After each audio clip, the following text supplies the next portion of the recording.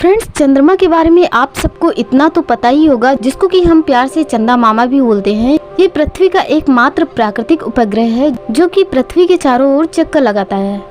But friends, अगर आप सबसे ये पूछा जाए कि चंद्रमा का इतिहास क्या है, चंद्रमा की उत्पत्ति कैसे हुई और चंद्रमा का वायुमंडल कैसा है, यहाँ का सरफेस कैसा है, तो शायद आपको नहीं पता होगा। तो डोंट वरी, बिकॉज आज के इस वीडियो के थ्रू हम इन्हीं पॉइंट्स के बारे में, चंद्रमा के बारे में डीपली डिस्कस करने वाले हैं।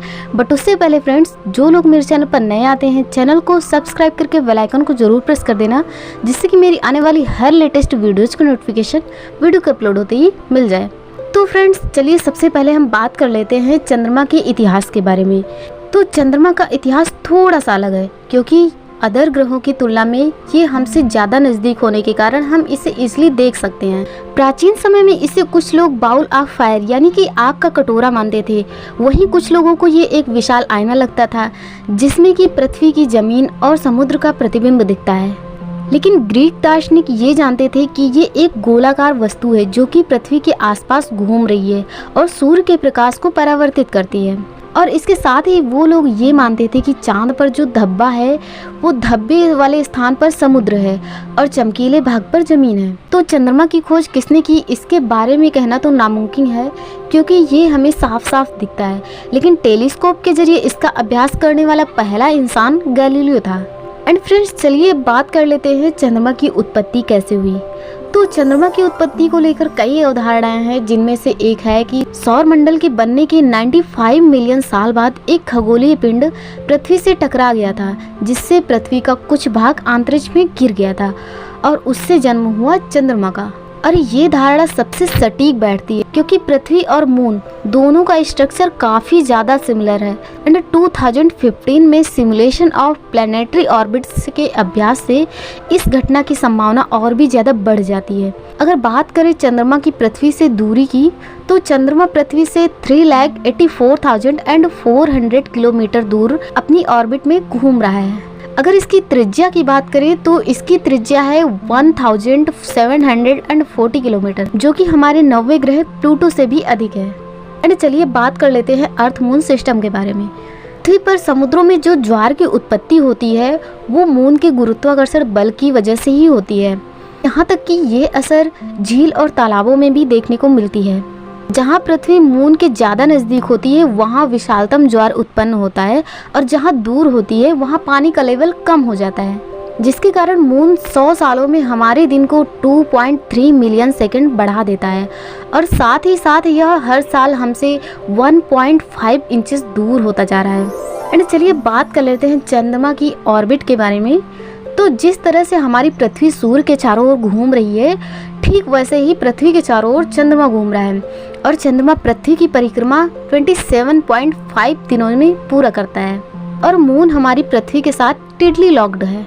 मतलब यह कि इसका एक पार्ट तो हमारे सामने रहता है, जिसको कि हम नियर साइड कहते हैं, एंड दूसरा पार्ट जो कि हमें नहीं दिखाई देता है उसको फेयर साइड कहते हैं। और चलिए बात कर लेते हैं लूनर एक्लिप्स यानी कि चंद्र ग्रहण के बारे में।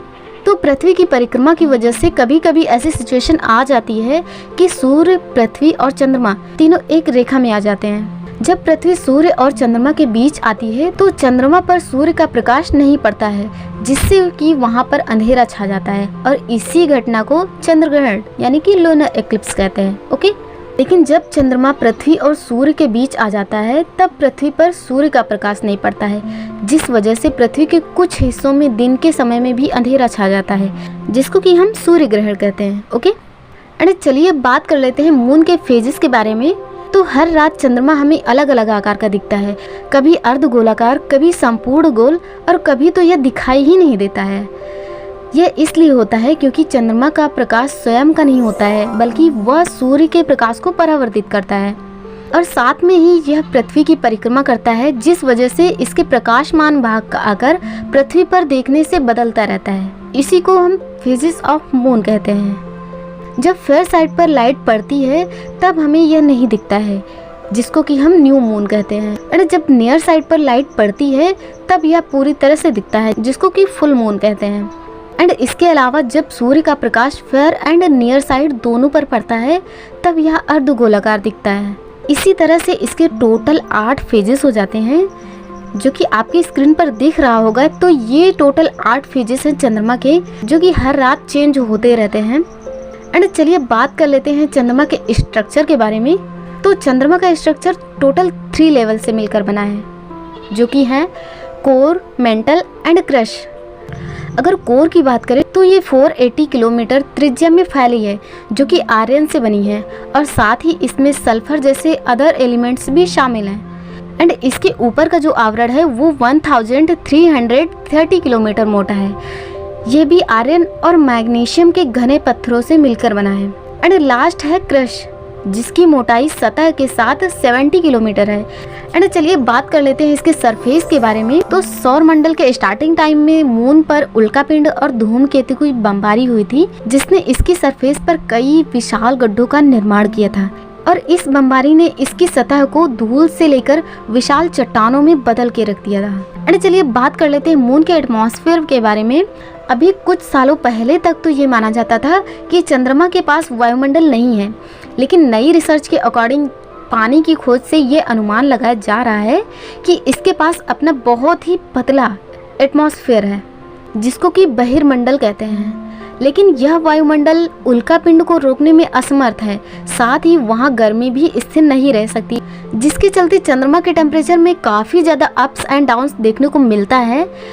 एंड मून का वह सरफेस जो सूर्य की तरफ होता है, उसका टेम्परेचर 134 डिग्री होता है, एंड अंधेरे भाग का टेम्परेचर -153 डिग्री तक चला जाता है। एंड इस उपग्रह का स्पेस में अक्षीय झुकाव 1.5 डिग्री ही है, जिसके चलते वहाँ पर हमें पृथ्वी की तरह बदलते मौसम देखने को नहीं मिलते हैं। एंड चलिए बात कर लेते हैं मून मिशन के बारे में। तो ईयर 1959 में रशिया द्वारा मून पर पहला मिशन किया गया था। यह मिशन अमेरिका और रशिया के बीच एक स्पेस मिशन स्पर्धा का कारण बना। एंड ईयर 1968 में अमेरिका का अपोलो 8 पहला मिशन था, जिसमें स्पेस यात्री ने इस उपग्रह की परिक्रमा की थी। उसके बाद ईयर 1969 में हुए मिशन अपोलो 11 ने तो इतिहास ही रच डाला। ये मानव इतिहास में पहली बार था जब किसी ने दूसरी दुनिया में अपना कदम रखा हो।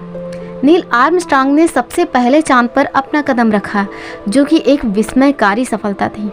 एंड अगर इंडिया की बात करें तो ईयर 2008 में भारत ने अपना पहला अंतरिक्ष यान चंद्रयान 1 को भेजा था, लेकिन कुछ टेक्निकल प्रॉब्लम की वजह से इस यान के साथ संपर्क टूट गया था। पर नासा की हेल्प से 2017 में इस यान की स्थिति को ढूंढ लिया गया था। एंड ईयर 2019 में चंद्रयान 2 को लॉन्च किया गया था। यह यान उपग्रह की ऐसी जगह पर उतरने वाला था जहां पहले कभी कोई यान न गया हो, लेकिन एंड में जाकर इससे भी संपर्क टूट गया था। बट अभी चंद्रयान 3 को लॉन्च किया गया है, जो कि 23 अगस्त को चंद्रमा पर लैंड हो गया है। एंड इसने चंद्रमा के बारे में कई सारी जानकारियाँ भेजी हैं, जो कि मैंने अपने चैनल पर ऑलरेडी प्रोवाइड कर दी है, जिसका लिंक आपको डिस्क्रिप्शन बॉक्स में मिल जाएगा, जहां से आप चेकआउट कर सकते हैं।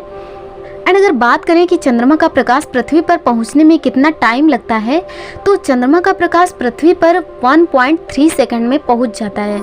बट यह प्रकाश उसका स्वयं का नहीं होता है, यह सूर्य द्वारा परावर्तित होता है। सो फ्रेंड्स, ये थे चंद्रमा के बारे में कुछ पॉइंट्स। सो फ्रेंड्स, आपको ये इन्फॉर्मेशन कैसी लगी कमेंट में ज़रूर बताइएगा, और अगर आपको ये वीडियो अच्छी लगती है तो इसे लाइक एंड शेयर कीजिए। और अगर आप मेरे चैनल पर नए आते हैं तो चैनल को सब्सक्राइब करके बेल आइकन को जरूर प्रेस कर देना, जिससे कि मेरी आने वाली हर लेटेस्ट वीडियोज़ की नोटिफिकेशन वीडियो के अपलोड होती मिल जाए। So friends, thank you.